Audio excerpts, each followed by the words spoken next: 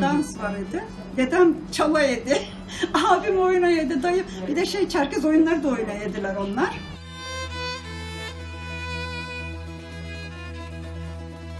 Orada Almanya'da şimdi bütün göçmenler, muhacirleri ayırıyorlar ya, kim nereye gidecekti. Ama oradaki adamlar sonra siz diyor dedeme, siz Türk müsünüz, Tatar? Yok, biz Türkiye'den Kırım'a gezmek, turist olup gitkeneydik. Orada cenk çıktı, anda kaldık. Şimdi vatanımıza döndük. Onun için Türkiye'ye gitmek istiyoruz. Artık savaş bitti.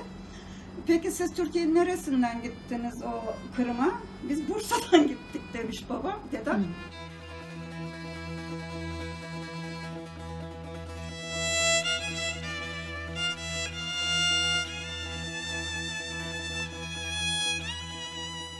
Biz de gidecektik Amerika'ya ama sonra benim bir tam istemedi. Yok, ben Türkiye'de yaşayacağım, buraya Kırım yakın, savaş her şey bittikten sonra biz gel evimize gideriz Kırım'a demiş. Yakın buradan, yok Karadeniz'den gideriz. Zaten biz Balon'da hiç Türkiye'yi değil, sırf Kırım'la yaşayadık.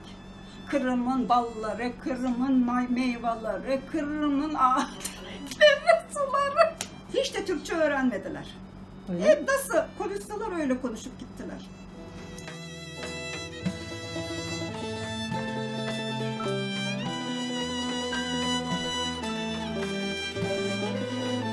Bütün oyunları annem öğretti. Hiç kimse bilmiyordu o zaman Tatar oyunu. Türkiye'de hiç kimse yoktu.